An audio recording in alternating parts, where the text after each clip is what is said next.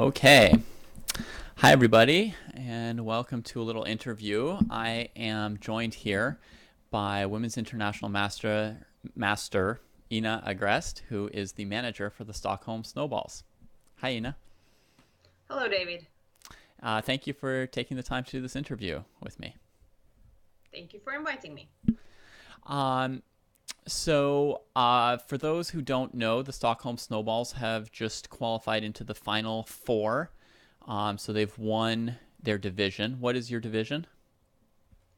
We play in the Central The Division. Central Division, which is much of Europe and Africa. Yeah, pretty much. I mean, it's the Central European countries or the teams that participate from these countries, and there were a couple of teams from Nigeria in our division too. Cool. I wanted to go all the way back to the beginning of the season before these final playoff matches and ask you, when did you first hear about the league? We actually heard about it pretty early. I think everything was not even set yet when we heard about it, so it was really early on. Okay. And what were your first thoughts when you heard about the league? Were you interested in participating? Did you think that right away that you would want to run a team? Yeah, I mean, we thought about it immediately because it's an interesting opportunity and, well, it's a good opportunity to play. At least some strong players. We don't play so much, at least I don't. So for some of our people, it was actually a really good chance. So we quickly understood that we can actually make a decent local team. Mm-hmm. So yeah, we kind of went for it. Okay, so you're interested from the get-go. Given that you've heard about it so early, and now you've played a full season pretty much. I mean, most teams won't have played as many matches as you already have. You might have one or two more matches here. What has most surprised you about the league so far? Well, I think the biggest surprise to me is actually that there are not that many teams from Europe and Asia as one would expect. Because there are a lot of players on chess.com from Europe and Asia, but there are not that many teams. And I mean, there are so many young players all around, and they could easily form some teams, and it's an excellent opportunity to play some strong players and play some chess. Right. So if you've And got some 23, 2400 players that are young in a local club, this would be their chance to play grandmasters from around the world. exactly. And I mean, at least in Sweden, there are a lot of clubs. The club system is very popular in Europe, so the community is close and it works a little bit in a different way. So this would be really, really good. Yeah.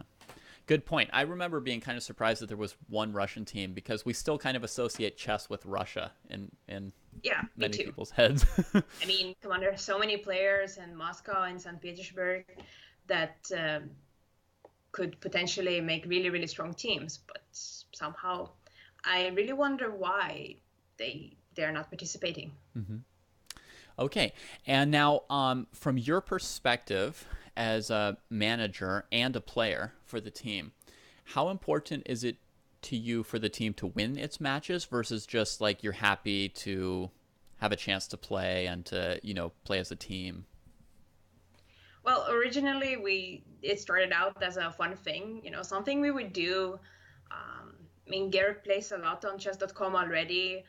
My dad really likes to play rapid games, and then we have Eric Blomqvist. This is our core team.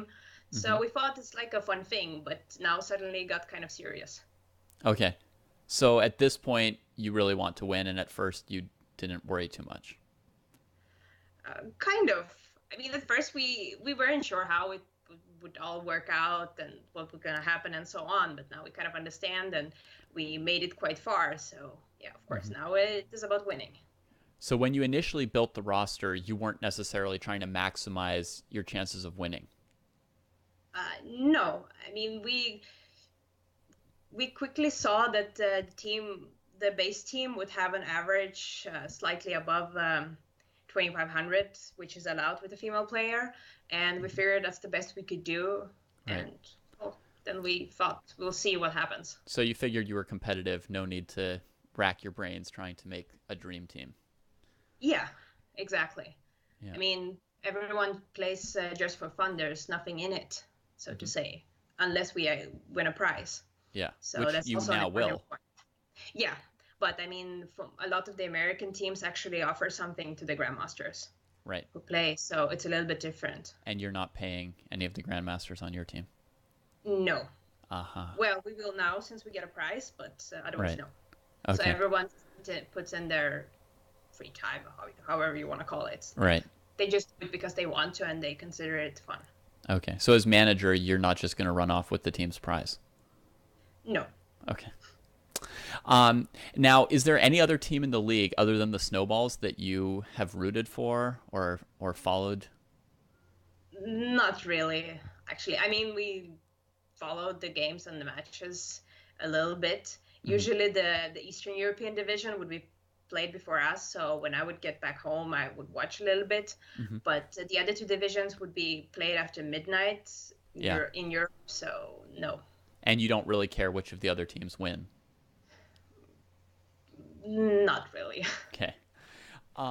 Now, you've played a bunch of games and you've also watched a few matches. Which do you prefer so far? Do you like being Well, in there or watching your team? this week was actually the first time I watched a match. I played Okay. all the previous matches. I even have to play on my birthday. Oh, you had So to it was, play. Okay. well, how to put it? We had a match that evening, so Uh-huh. and since me and our team is basically family and friends, so what to do, kind of. Okay. But I really enjoy playing. I Okay. mean, I really like to play. I find it difficult to watch because I mean I get really nervous and then I see the games and I see the clocks. It's much nicer when you play yourself because then you just focus on your own game. There's nothing you can do. But when you watch all four games, it's Yeah. tricky. Okay. So if you prefer playing, why did you sit out this one match? Um, well, we actually saw this really good opportunity to grab Jobava because he was originally signed up to play for Miami, but since he never played for them, we could use him. Mm-hmm. And then it doesn't work with the average. Okay. And I mean, now it got kind of serious Okay. because we played Marseille. If we don't beat them, then we get nothing. Right. So you're willing to watch if it helps the team Yeah, win the now championship at it's this all, point. now it's different. Now it's all about, to actually win. So yeah, I have no problem sitting out. Cool. All right. And obviously, Jobava had a great first performance for you last week. And there's a chance we'll see him in the finals weekend, but who knows? We won't tell any other teams what you're thinking in terms of rosters. What I'm going to ask you about is the other player who's had a great performance for you all season is Georg Meyer. And do you think that Georg's performance has made him a candidate for one of the MVP prizes or for even being the MVP? Or do you think he's just performing how you would expect him to? Well, obviously, I think he is a candidate for the MVP prize, but he's also performed as I would what I expected from him from the beginning, kind of. But I mean, if you see the people who could be contestants to the MVP prize, they all have performed really well and they're all strong players. Mm-hmm. So I guess that's related. Okay. Because I think the other candidates are Magnus and Wesley. So, Yeah, I've heard them mentioned. yeah, so have I, and they are really, really strong players. Yeah, definitely. But I mean, he has played all the games so far, and I don't know if there are a lot of players who actually played all the games so far. Yeah, I ran some statistics yesterday, and it Yeah. showed that Georg has scored the most points total of any player in the league so far, followed by Wesley. Mm. Yeah, but Wesley's Wesley paid. didn't play the first couple of weeks, I think, so. I think Wesley missed 2 matches. Oh, okay. Yeah. Well, So he's played 28 games, and Georg's played 36, the most of anybody in the league, as you said. yeah. Now, has there ever been a match that you went into thinking that your team would probably lose? No, that's All right. not a good way to start. Okay. And how do you rate your chances next week against the Gnomes? Is this the first match you expect to lose? Well, I mean, I don't know their lineup, so it is very difficult to tell.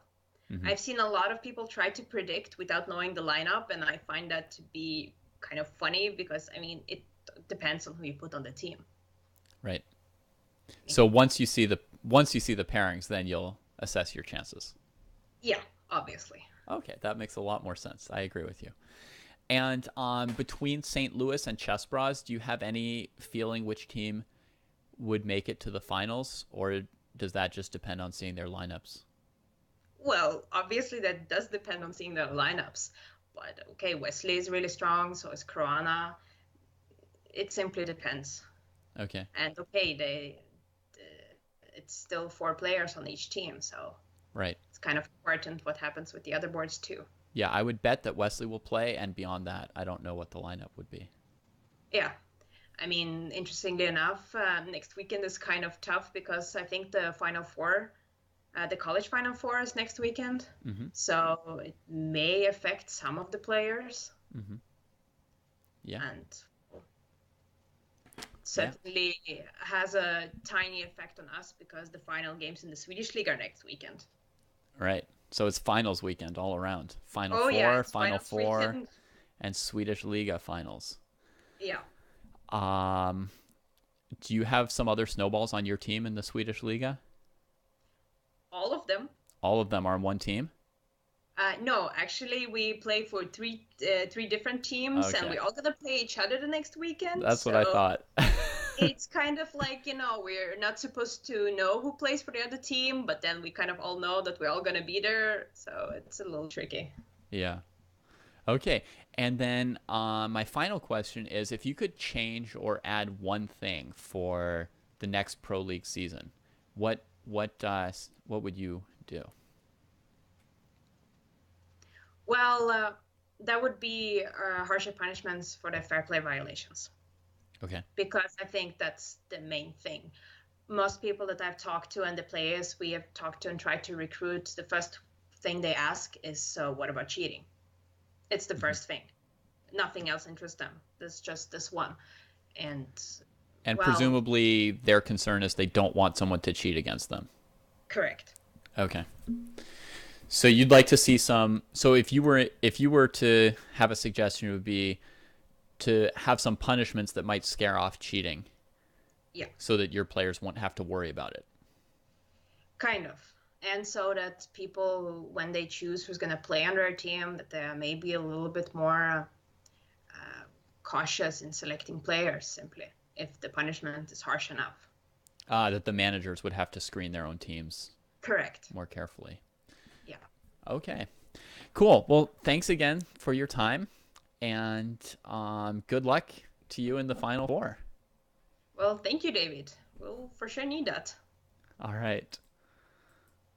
So everybody, you can follow the Stockholm Snowballs on Twitter, and I've seen them tweet about their matches there. And you can watch their games on chess.com in the live server or in the TV broadcast.